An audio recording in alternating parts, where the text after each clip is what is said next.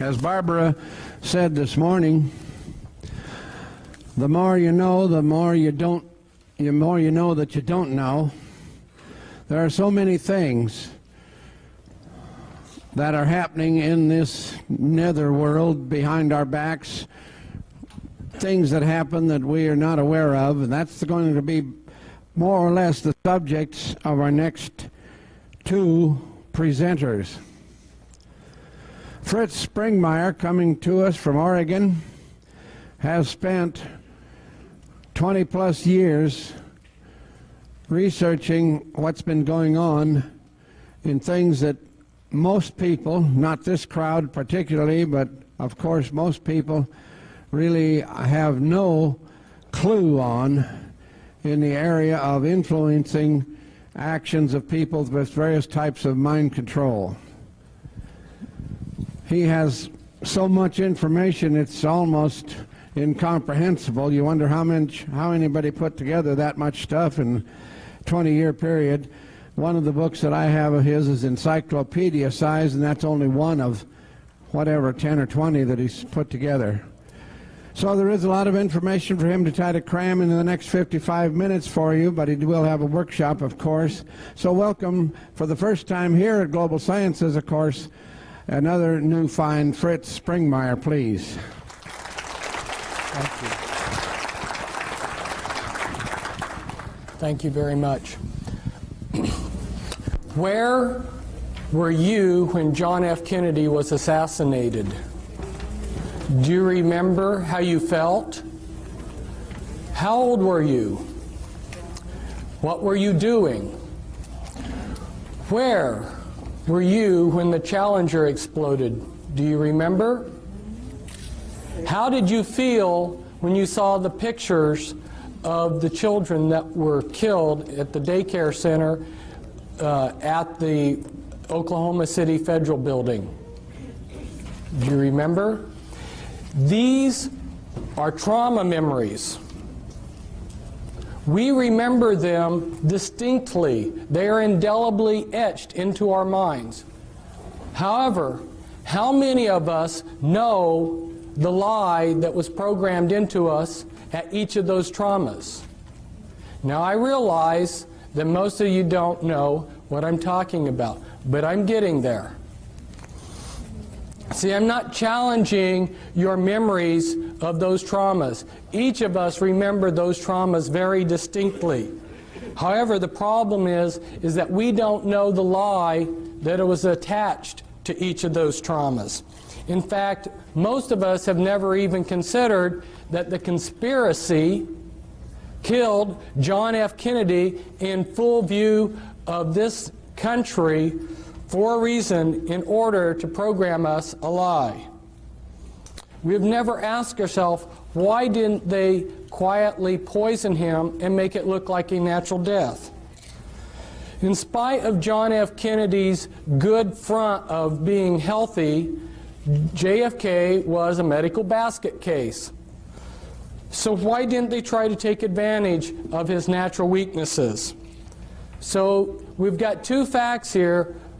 The fact is that they killed John F. Kennedy in full view of the entire nation, and the other fact is that we still have a trauma memory associated around that trauma.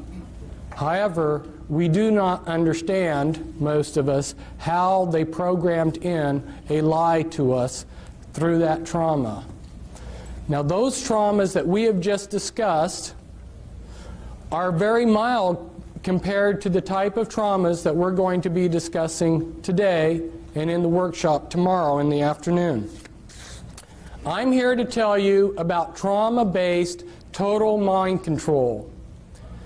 This is a type of mind control which turns the victim into a puppet, a slave. This is a type of mind control which is so horrendous that it dehumanizes a person to be a robot, an expendable piece of machinery that they can throw away. And the problem is that this mind control is essentially totally undetectable. The things that I'm going to be telling you today are going to affect you and your children and your grandchildren. And I don't have enough time up here in 55 minutes or an hour to give you much more than just scratch the surface of what I have to tell you.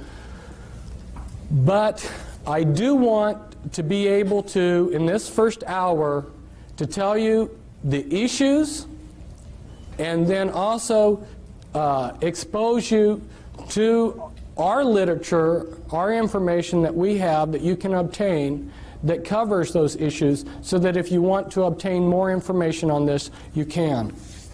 Today I'm going to give you some important keys to some of the important mysteries in your life. Everyone loves a treasure hunt. Today you've hit the mother lode. This mind control pertains to many of the things in our life. Why are so many people being abducted by UFOs? Why do things keep going wrong in our government? Who is running the world? How do we protect ourselves from someone who's an intelligent agent of the New World Order? How do we protect ourselves from deception? These are all issues that relate to mind control, and they are the type of issues that I give answers to. What would you like to know about the New World Order or its mind control? Or perhaps the subject bores you. If you don't know where you're going, how will you know when you get there? Where is this nation going? Where are we going with all these UFO abduction experiences? I'll tell you, we are headed toward total mind control. And I'm giving you this talk to motivate you, to help you, to inspire you, to inform you. Now I'd like to do a little exercise. Look at the person on your right and look at the person on your left. Now I'm not doing this to instill fear into you. But the reason I wanted you to look at the person on your right and the person on your left and then yourself is because one or all of you may be under this total mind control and not even know it.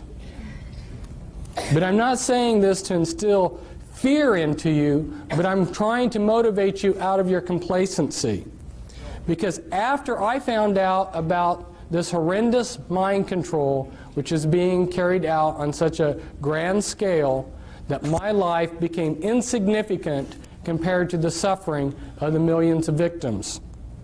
And that's why I've dedicated my life to stopping this mind control, or doing as much about it as I can. But I can't do it all by myself, and nor can I succeed with my co-author, Cisco Wheeler, back there, but we need all of your help. Now, this has been a great conference. There's been a lot of great speakers. But if I was to sum up this conference, I would sum it up as saying mind control and disinformation. What do I mean by disinformation? Today, people don't understand what disinformation is. One needs to go and study, which I have done, how these intelligence agencies that disseminate disinformation, how they operate, and what kind of disinformation they put out. A very good example of this is MI5 and MI6, British intelligence. Maybe a lot of you are aware that British intelligence created American intelligence. And British intelligence is extremely powerful.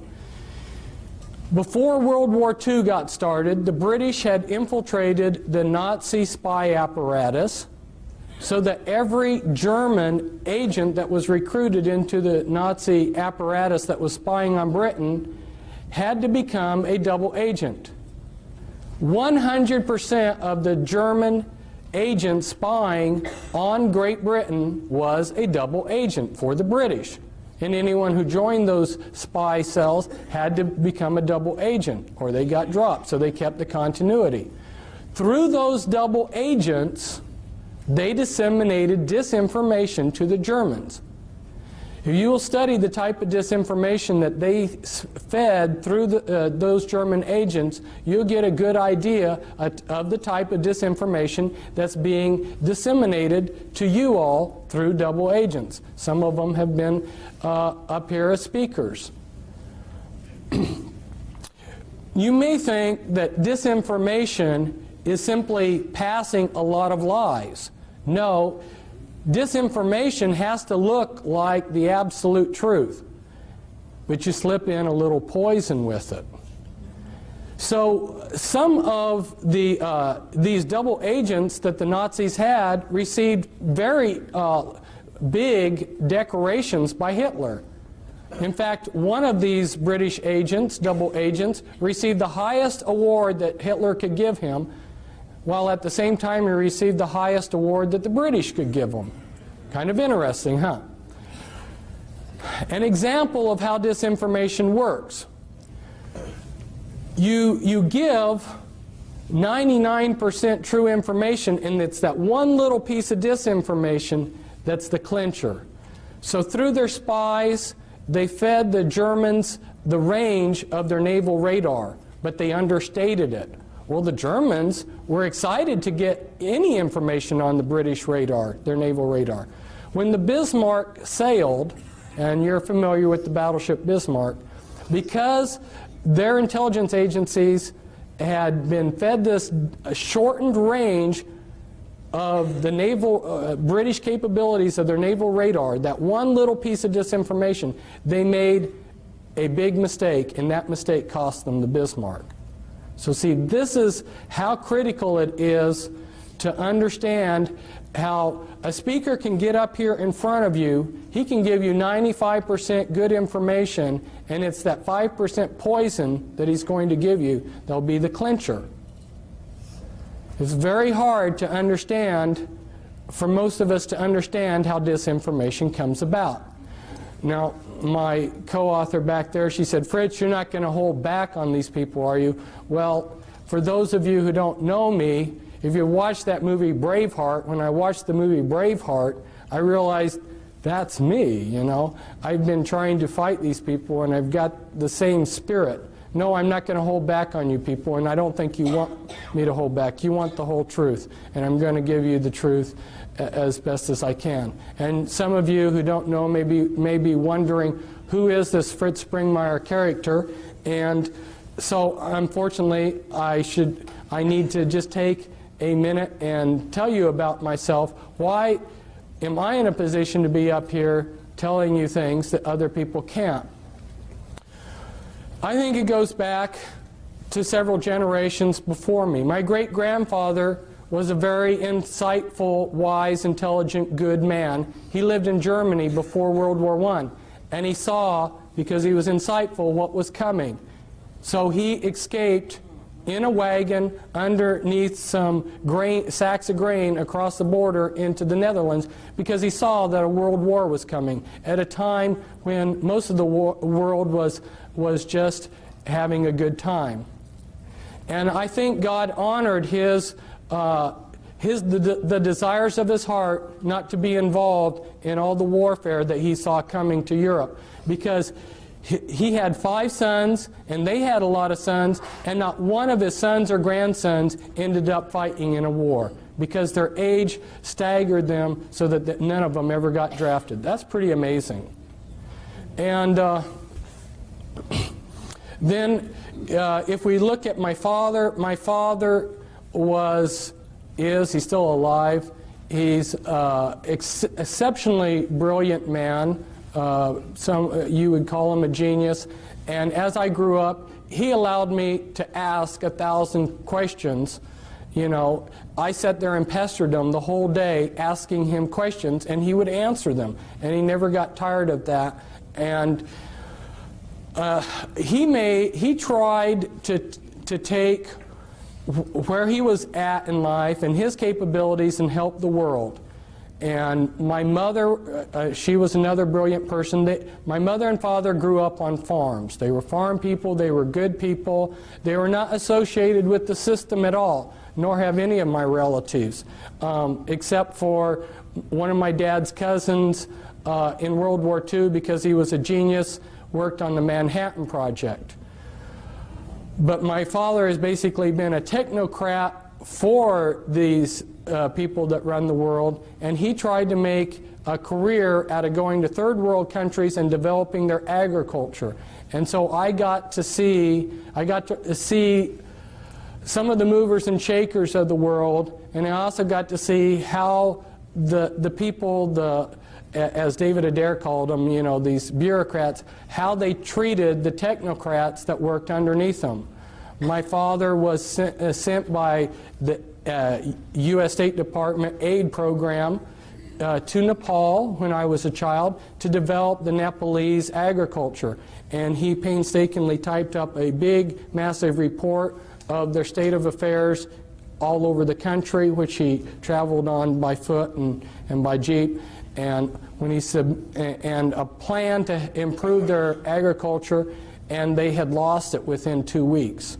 And that was back before there were photocopy machines. So I saw how saw time and time again how the people that are running this world just played around with people like my father, who sincerely wanted to improve this world, this planet.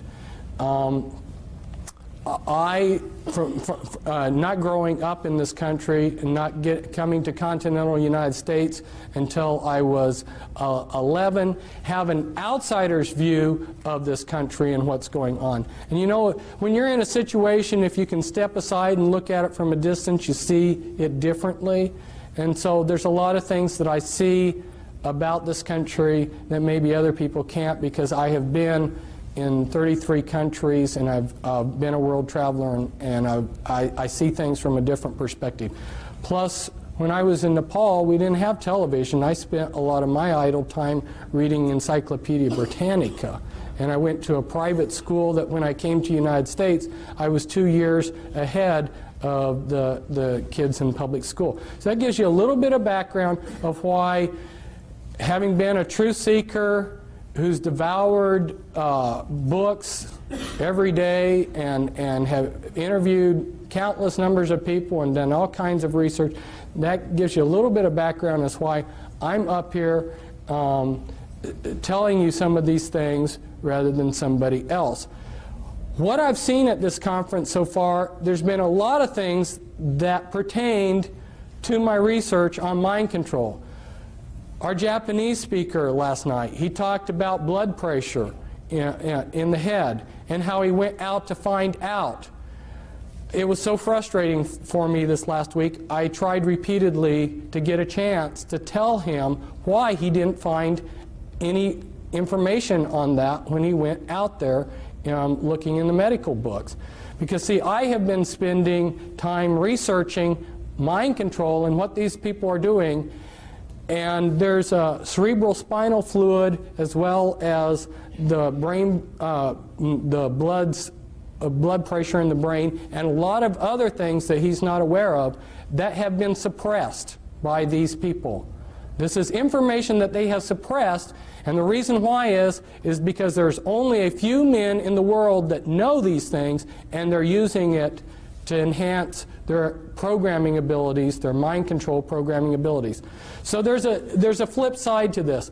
Some of the things that I'm going to tell you about today are horrendous, but the flip side of it is that some of the things that the New World Order and the Illuminati know, if they were put to good use, would be fantastic.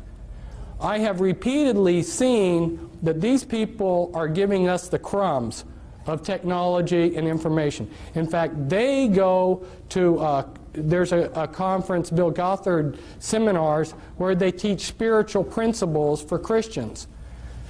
Their programmers go to these conferences. Their programmers, their mind control programmers, know how a person can make themselves into a great spiritual being They know this far better than most of the Christians, but they use this information for evil.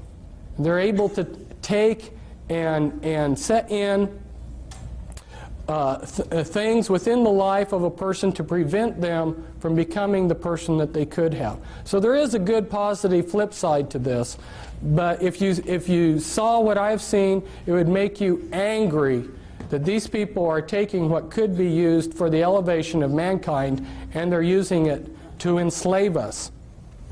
Now, as I go through this, I'm going to touch on a whole variety of things because, like Dean was telling me, he says, my audience knows a lot about the Illuminati. The thing of it is that the information, the level of information that I'm putting out about the Illuminati, unless you've been in touch with my information, you haven't heard it before, because that's a much deeper level than what the people are telling you. So I need to just touch on some things so you see the type of information that you can get, and this all pertains to the mind control.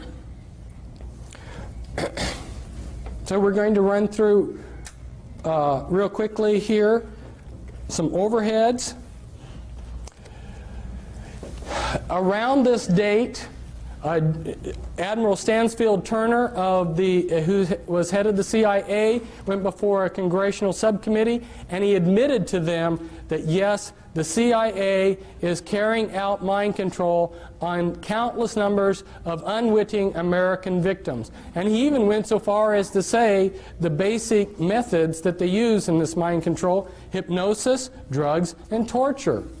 And around this period of time that he was addressing the congressional subcommittee, why the New York Times had this article. Here they mention a couple names of these are mind control programmers. Dr. Ewan Cameron and Dr. Louis Jolyon West. They were two examples of mind control programmers.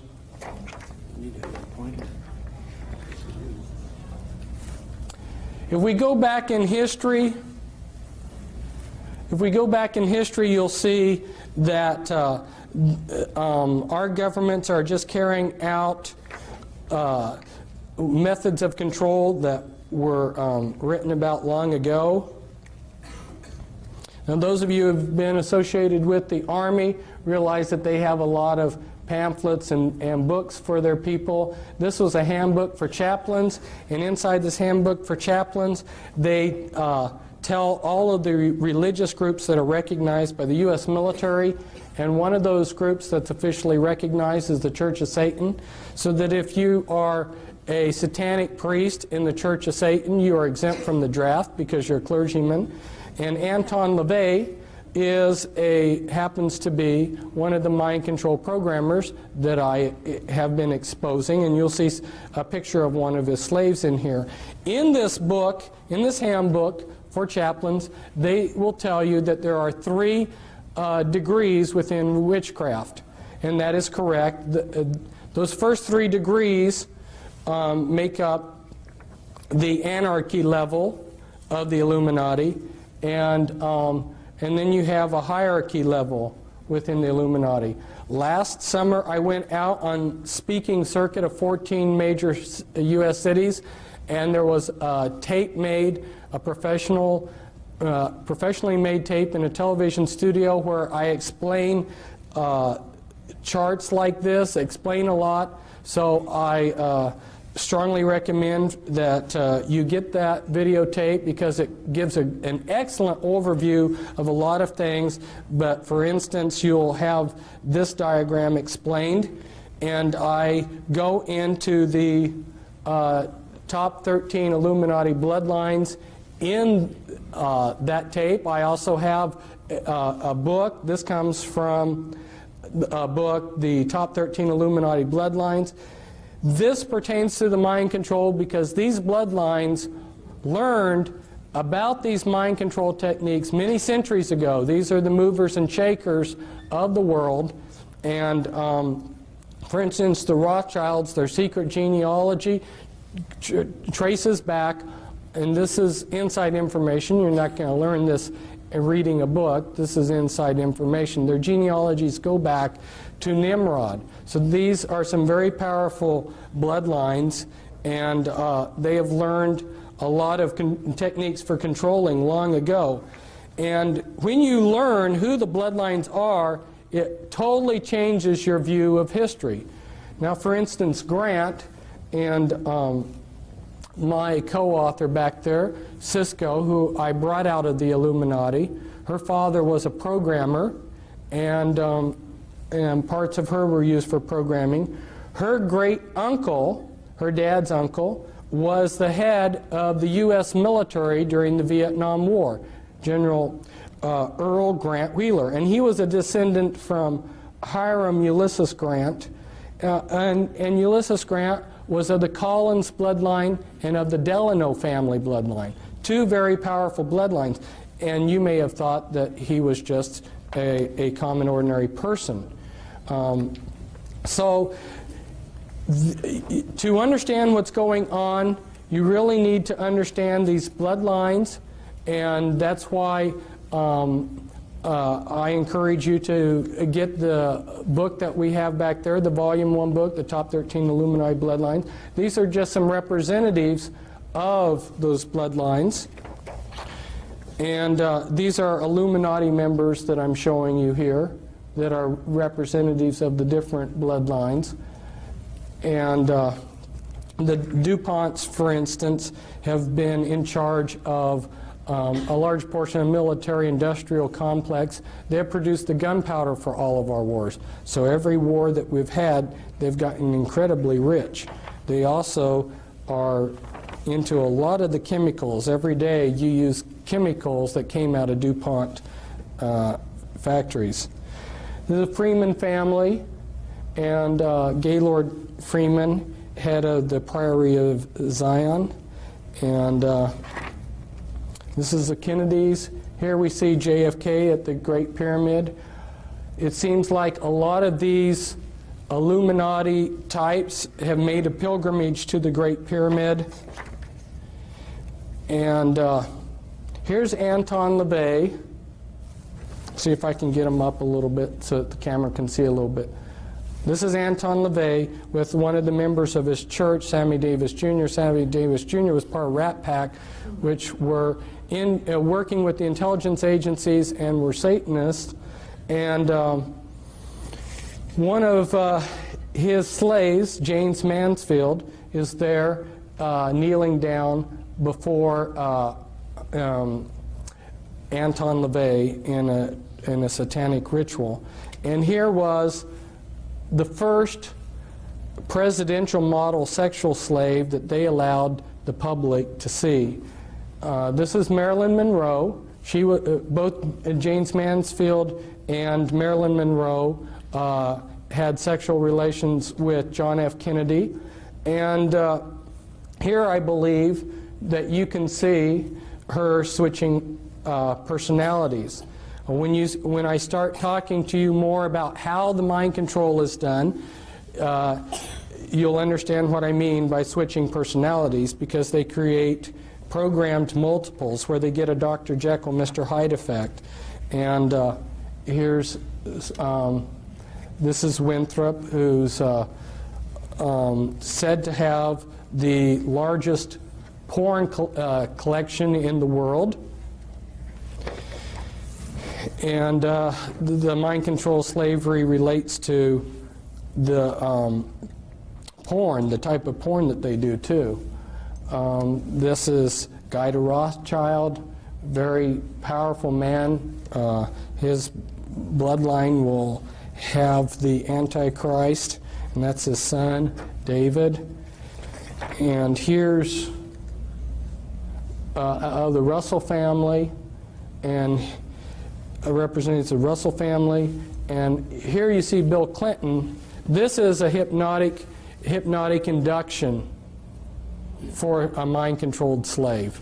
He hypnotically inducts them.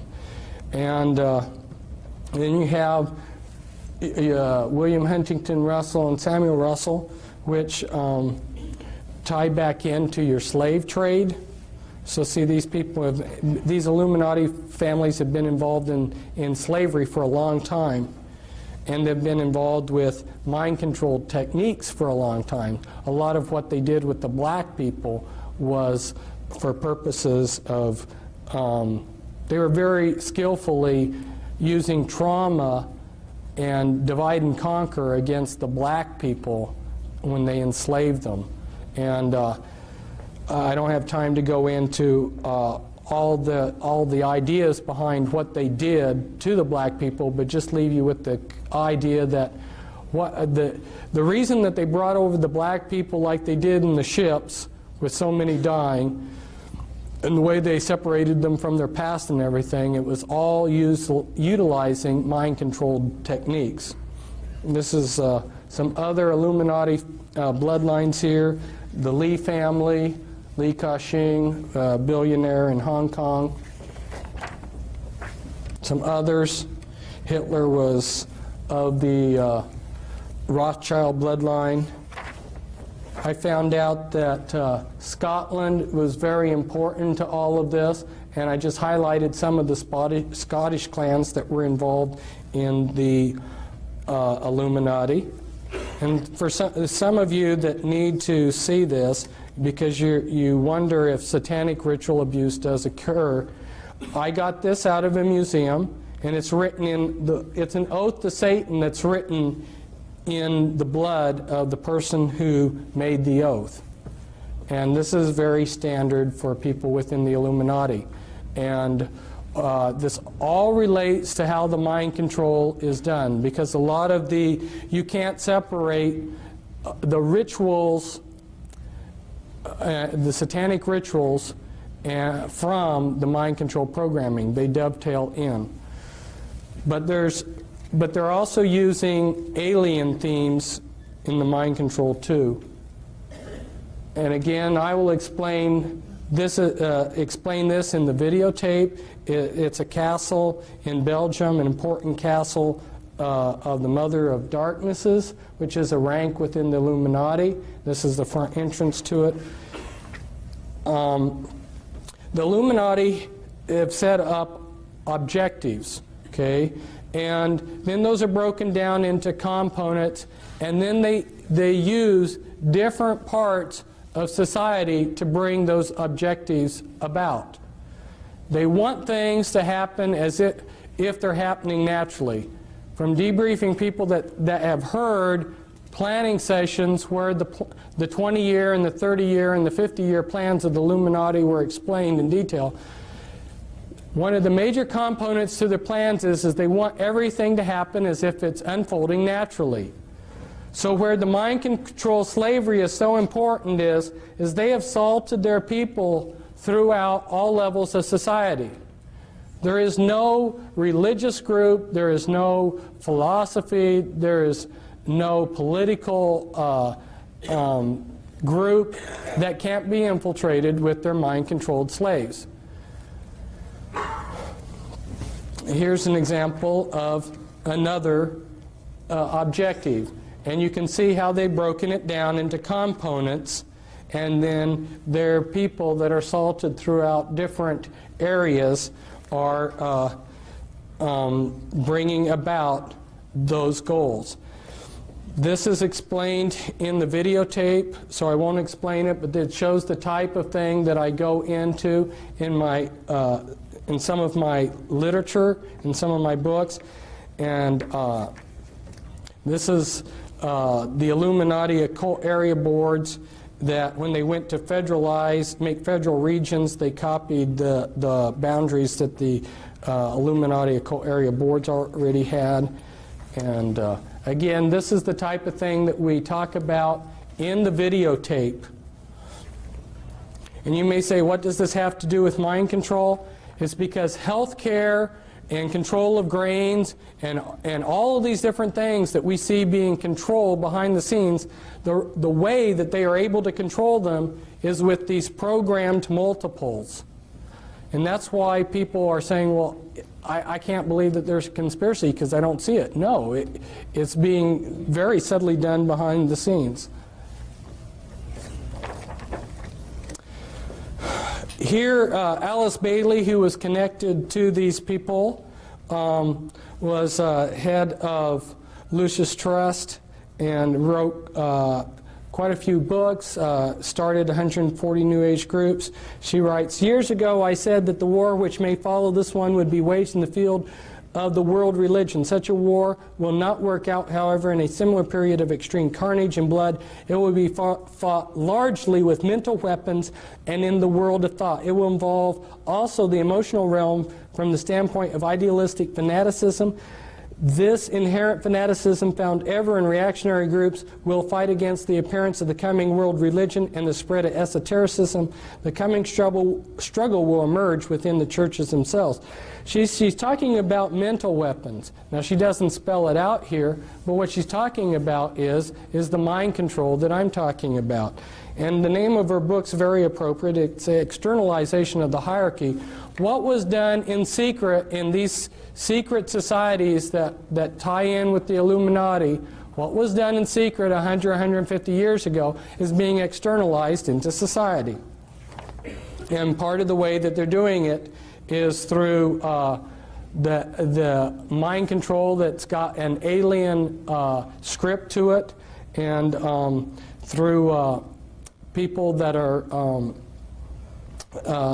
seeing things and dreams and so forth. You know, one of the ways, see, my father was just naturally smart, but there weren't enough naturally intelligent people for the New World Order types to take advantage of. If you understand what they need to run their computer systems and to do the type of research that they needed to have some trick to get enough geniuses to really move rapidly forward with what they wanted to accomplish. And they discovered that if they scarred the brainstem, they could create somebody with a photographic memory. And so a lot of your people out there that are geniuses working for the system are mind-controlled slaves that have their brainstem scarred as a child. They've been given a photographic memory, and they've got programming. Now, how do they control these people? Well, they are releasing technology at a rate that they have decided upon, and they release that. If you're a mind-controlled slave, a lot of the ideas that you will get will come as dreams. Okay? They're controlling the various Christian denominations, various Christian religions. They're controlling the New Age movement. Your New Age prophets that are seeing things. Where do you think this stuff is coming from? And that's why I was so pleased to see Raylan Russbacher tell you her own personal story about how she discovered that the things that she had been channeling were actually being channeled through her via mind control from the intelligence agencies. This is, it doesn't show up very well on here. It's such a beautiful picture, but it's the inside of the House of the Temple of the Supreme Command of the Supreme Council, of the 33rd degree of the Scottish Rite Freemasonry in New York City. The House of the Temple here, one site for programming, one place for the Grand Druid Council to meet in a room there. Here I'm at a programming site. And this is the Presidio, and this is real near the Presidio, the Palace of Fine Arts, and where Illuminati have done rituals. Here's some more pictures from the area. You'll notice that the 6th Army has the satanic hexagram within a circle with the satanic anarchy A inside of it, and a lot of their staff are Satanists. This is some more sites around the area used for programming. This is on the Presidio where the Illuminati have had some rituals inside of there. And in the distance here is Alcatraz, which has been used for ritual programming. This is Tavistock, which is a site that's been used for mind control programming.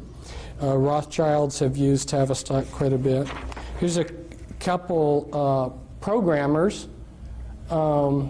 This is Michael Aquino, who's head of Temple Asset. He's a mind control programmer. And I don't think that he's got his staff in his hand there in the picture, but he oftentimes carries a staff. That's staff is like a cattle prod, and it will give you electroshock. There's been quite a few books coming out recently about the mind control, but they're all pretty vague.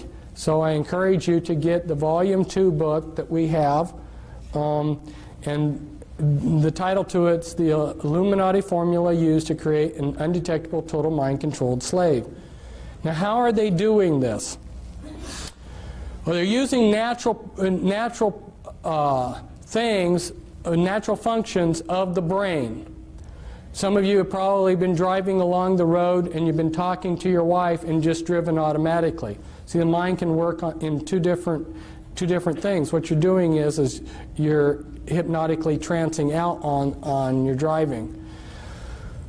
Maybe some of you have been driving and you went from point A to B and don't even remember driving. You just put yourself into self-hypnosis. There's different altered states that the mind can go into, and they're very familiar with these. The mind also has the ability to disassociate. You know, if you say, some people, if they say something that's wrong, and then you try to correct them later on, they say, well, no, I didn't say that. Their mind has to disassociate. Or you go on a trip and you remember the good things but forget the bad things. Okay, this is disassociation. The mind has a natural ability. Now let's say that you're a soldier in a war, and this has been going on for thousands of years to soldiers in wars.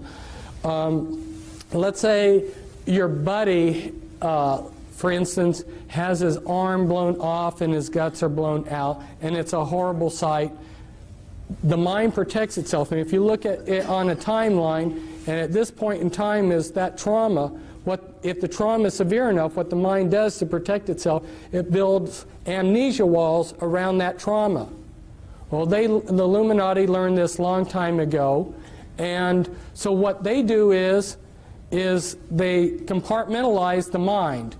They take a small child and they just traumatize the heck out of it and split the mind and build all these amnesia walls between all these traumas. The worse the trauma, the better, because the better the trauma wall. So the most horrendous traumas you can possibly imagine are the ones that they want to use. When you've splintered the mind up into many pieces, of disassociated pieces, then you can go in and pull that piece up to the front of the mind, and you can construct out of that piece of memory whatever you want out of it. Now, you remember that some people have said that the human mind is like a huge computer, and if you got all the computers of the world together, in some ways your mind would excel. You would beat all of the computers in the world. You've got a fantastic computer here. Well, you know how a computer can section off memory. You know, when you turn on your computer, if you need to reboot it, it reboots out of memory that you can't get to. In order to make a functioning computer, the big hurdle that they had to jump over was to be able to create memory that you couldn't access. Well, that's what they're doing with the mind. They're splintering up your memory into thousands of little pieces. My co-author on a couple books on the mind control, her mind was split 30,000 ways. Now, you take those pieces of the mind, yeah, tremendous amount of trauma. Think of the amount of trauma it takes to split the mind and then multiply that times 30,000 times. Tremendous amount of trauma all through these people's lives. So you take that piece and you can make that piece of the mind into anything you want. Now let's say they take one piece and they show it films, and through the programming they make it into a particular personality.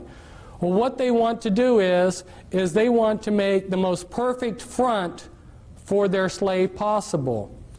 And so They will test a slave, they will test a victim that they're going to make into a mind-controlled puppet. They'll test them when they're a small child.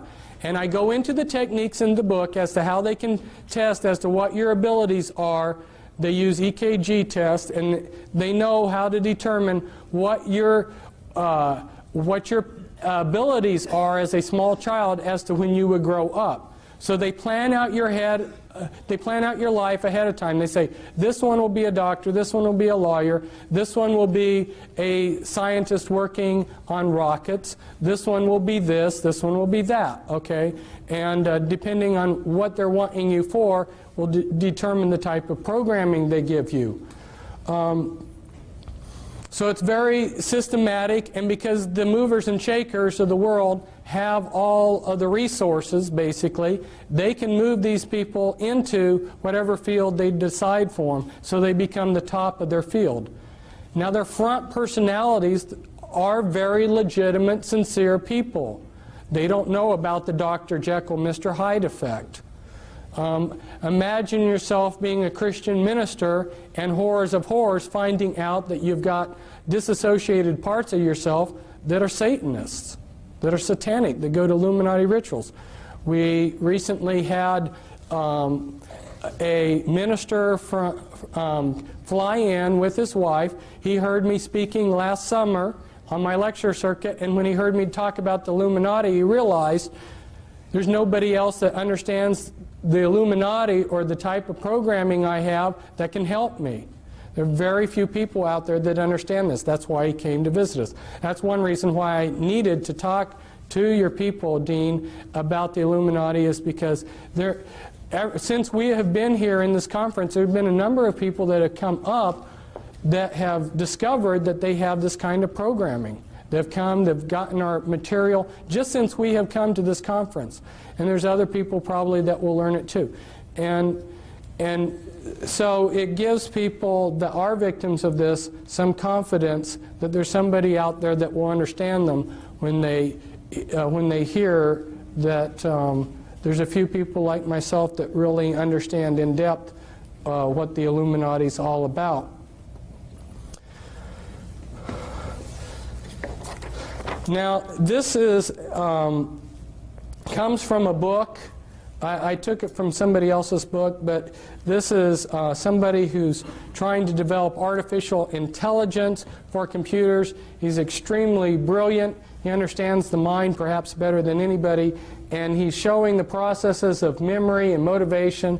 And I'm just throwing these diagrams up to you to show you that the natural mind is not one monolithic thing, but it's many components.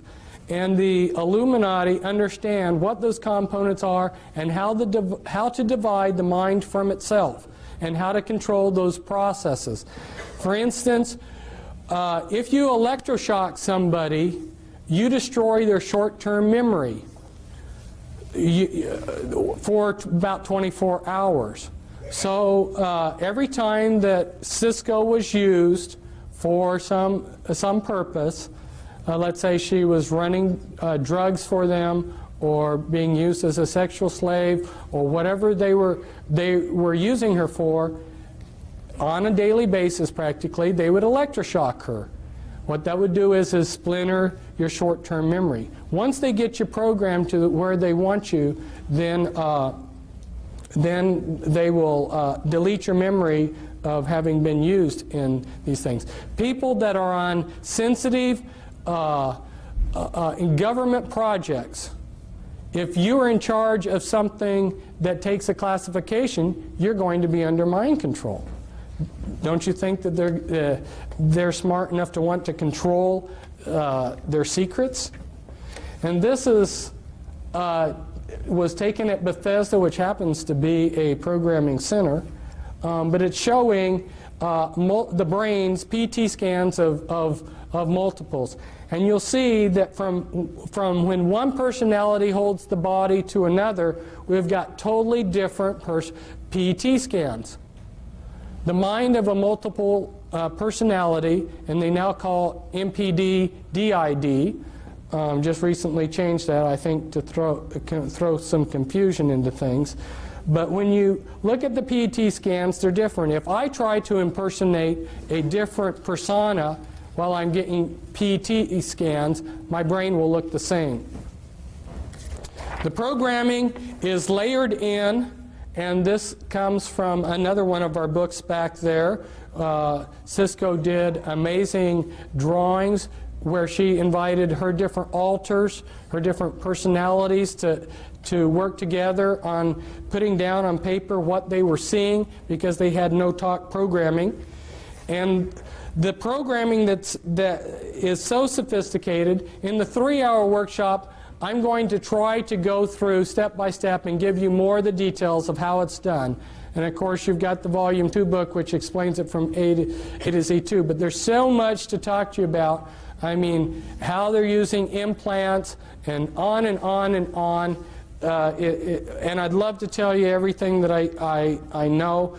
But as they go in and splinter a person's mind into thousands of disassociated pieces, they have to put those pieces together in some fashion that's going to be useful to them. So then they're structuring. And as they build the structures, they like to use structures like this. Like this is an infinity type structure, so that the person being programmed, they get a feeling like there's no beginning or no end to the programming. It gives them a hopeless feeling. But the type of sophistication, the level of thinking in this programming is so in-depth. This is when they're doing the structuring. This is the beginning of a chart showing the beginning of some structuring that they're doing. And then when the master, finally, the programmer or the handler, finally has finished programming the slave, he will have a 3-ring binder, a laptop computer with pages that look like this. And if he wants to call up a particular altar, he would say, like Brown Levi 2003 11A, Brown Levi 2003 11A, Brown Levi 2003 11A. That right there would be the access code to pull up a particular personality that they would want. And a lot of these personalities will not live in reality. They live in a total science fiction world. They've been dehumanized. Here's how one of Cisco's alters perceived herself. And they use Walt Disney movies for the programming. As you can see, this is from a Walt Disney movie where a doorknob it takes on life. If you showed a Walt Disney movie like this, you're creating the images for them to use hypnotically as they go in and do the behavior modification and hypnosis on that altar. And so this could be used to create a doorknob altar within a person's mind. And as they go through the dehumanizing process, like in Cisco's system of altars, all but the front altars in her had lost their hearts. They did hypnotic surgery where they took out the hearts out of these altars and replaced them with a heart of stone. So, and that's so that these people can't give their hearts to Jesus, because if you would talk to these altars and say, give your life to Christ, they'd say, I don't have a heart. I'm not a human. And then they've been dehumanized to think that they're maybe a horse or a dog or a cat or whatever. They build bodysuits out of implants. And you heard about last night about the biochip, how they're able to make a miniature computer that's very, very tiny, the size of a cell or even less. That's true. And they attach these tiny... You have to understand how computers are made. All a computer is an on-off switch. Anything that will consistently do one thing consistently, move in a particular direction or something, can be used as an on-off switch. They take strings of carbon atoms. They use DNA templates. Anyway, they make mini computers that are extremely tiny, attach them to viruses. Viruses have a liking for a particular part of the body. They will build a bodysuit of implants in you with these tiny computers, put in a master computer in the back of your neck, and these are just a few of the sites. These are the audio implants. There's about 6 different major categories of implants. You've got mimics implants, you've got auditory implants, holographic implants anyway, and when they program, they layer in the programming. They use a lot of, some of the base programs are your Alien scripts, your Alice in Wonderland and Wizard of Oz. Those are very common base programming scripts. And also Star Wars and Star Trek. Star Trek's a big one. What are the implications of this mind control? You've heard the term paradigm shift. The implications of this mind control are so mind-boggling that it's taken me years to make what people call the paradigm shift, to really comprehending everything we see. Nothing is as it looks, okay? And anything that is clean has been infiltrated and been dirtied. It's incredible. And this is a newspaper article where people are immigrating, where they're coming into the United States from. And of course, if they put Eastern Europe up here as something, it would be right up there probably in the top 6. But you see Russia and China and Vietnam right up there in the top countries that are sending us immigrants. These are countries that are also practicing mind control. How many Spetsnaz agents have been infiltrated into the United States? We're not being protected, but we're being moved towards a one-world government. Well, they will give us perhaps something that looks like this. This is one of the plans of what they want to give us. It looks real nice, and it looks like we are ruling ourselves through this world government. The problem is that with the mind control, they will control everything from behind the scenes. So, including, I had a friend who was a mind control victim, and one of the insiders that is trying to fight the New World Order came up to him and said, this was back in 1990, and said, "You are a monarch mind-controlled slave." He didn't know what that meant. He said, and this insider said, as proof of who I am and that my information is for real. This was 6 months before the primary election in which Bush and Clinton ran against each other. He pulled out a map, and it had all the votes for the final votes of the presidential campaign, the electoral college votes, and the final popular votes. And these men found out the same thing that I found out from various sources, James Collier and his brother. They spent 20 years tracking down how the voting is rigged. I'm telling you, people, nothing is as it seems, and there are people that can come up here and stand up here and be a lot more humorous than I, and can tell you, you know, that you can vote these people out of office. There is no political system that is going to work anymore when they are making mind-controlled slaves. And I'd love to have all of you come to my workshop, because there's so much that I have to say, and it's so important, and our table's back there. Thank you.